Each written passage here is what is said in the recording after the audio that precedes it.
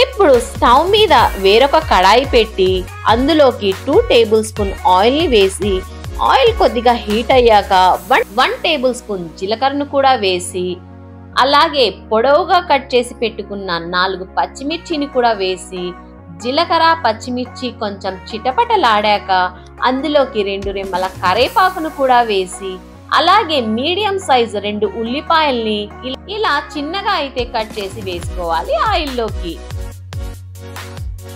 ఒకసారి గరిటెతో కలిపిన తరువాత ఉల్లిపాయలు దూరగా వేగడానికి 1/2 టేబుల్ స్పూన్ సాల్ట్ ని వేస్తే ఉల్లిపాయ ముక్కలు త్వరగా వేగిపోతాయి.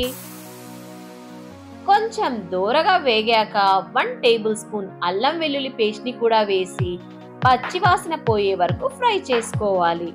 ఇలా మీకు చూపిస్తున్న విధంగా బాగా వేగాక రుచికి సరిపడా సాల్ట్ వేసుకొని 1/2 టేబుల్ స్పూన్ పసుపు 2 టేబుల్ స్పూన్ కారం కూడా వేసి ఒకసారి బాగా కలిపాక ముందుగా మిక్సీ పట్టుకున్న టమాటా కొత్తిమీర పేస్ట్ ని కూడా వేసి పచ్చివాసన పోయే వరకు బాగా ఫ్రై చేసుకోవాలి.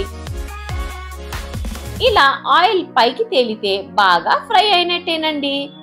ఒక్కసారి గరిటెతో బాగా కలిపిన తర్వాత కట్ చేసి పెట్టుకున్న మునక్కాడ ముక్కల్ని కూడా వేసి మసాలా మొత్తం ముక్కలకు తగిలే విధంగా బాగా ఒకసారి కలిపి మూత పెట్టి 5 నిమిషాలు ఉడికించుకోవాలి మీడియం ఫ్లేమ్ లో. 5 నిమిషాల తర్వాత ముందుగా తయారు చేసుకున్న మసాలాను కూడా వేసి ఒకసారి కలుపుకొని 500 ml దాకా వాటర్ ను పోసి ఉప్పు కారం సరి చూసుకుని వేసుకోవాలి. అలాగే 1/2 టేబుల్ స్పూన్ ధనియాల పౌడర్ ని కూడా వేసి మూత పెట్టి మీడియం ఫ్లేమ్ మీద 20 నిమిషాల పాటు ఉడికించుకోవాలి.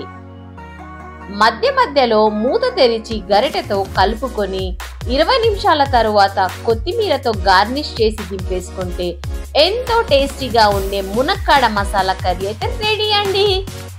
ఇంకెందుకు లేట్, మీరు కూడా ఒకసారి ఎలా వచ్చిందో ట్రై చేసి కామెంట్ అయితే చేసేయండి.